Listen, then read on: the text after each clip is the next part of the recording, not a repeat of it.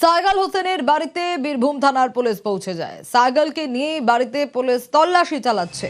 টুলু মণ্ডলের ঘনিষ্ঠ ধৃত প্রবীর দাস, তাকে নিয়েও তল্লাশি। আরো একবার জানাবো, ডোমকলের বাড়িতে ম্যারাথন তল্লাশি। রাকিবুল রয়েছে আমার সঙ্গে এই মুহূর্তের ছবিটা রাকিবুলের কাছ থেকেও জানতে চাইবো। রাকিবুল, দেখো সোনিয়া, যে এই সাইগাল হোসেন টুলু মণ্ডল ঘনিষ্ঠ ছিলেন এবং তিনি শুধু টুলু মণ্ডল ঘনিষ্ঠ না, অনুব্রত মণ্ডলের দেহের রক্ষী ছিলেন। তিনি কিন্তু এই অনুব্রত মণ্ডলের যখন দেহরক্ষী ছিলেন সেই সময় থেকে কিন্তু ফুলে ফেপে উঠেছে বলে এমনটাই অভিযোগ এই সাইগাল হোসেন। এবং এই সাইগাল হোসেনের যে টুলু মণ্ডল ঘনিষ্ঠের অভিযোগেই তাকে গ্রেপ্তার করে এবং গ্রেপ্তার করার পরে গতকাল তোমার এই প্রদীপ দাস এবং এই সাইগাল হোসেনকে বীরভূম থেকে নিয়ে আসে মুর্শিদাবাদে, এবং মুর্শিদাবাদে পৃথক দুই জায়গায় বহরমপুরে প্রদীপ দাসের শ্বশুর বাড়িতে এবং সাইগাল হোসেনের বাড়ি ডোমকল।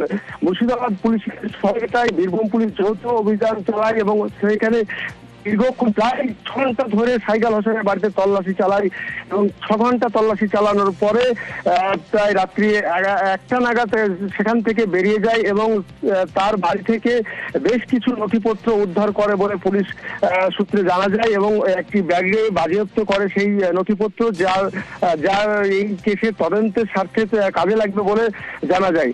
তবে তোমাকে জানিয়ে রাখি যে এই সাইগাল হোসেনকে নিয়ে রয়েছে অনেক রহস্য বলে এমনটাই জানাচ্ছেন পুলিশ। এবং যে প্রবীর দাস তিনি মোহাম্মদ বাজারের ভূমি দপ্তরের ব্লকের ক্লাসে কাজ করতেন এবং তিনি তার কাছ থেকে যে এই টুলু মণ্ডলের যে যোগ এবং তার সঙ্গে যে মোটা অঙ্কের টাকা লেনদেন করে বলে এমনটাই অভিযোগ।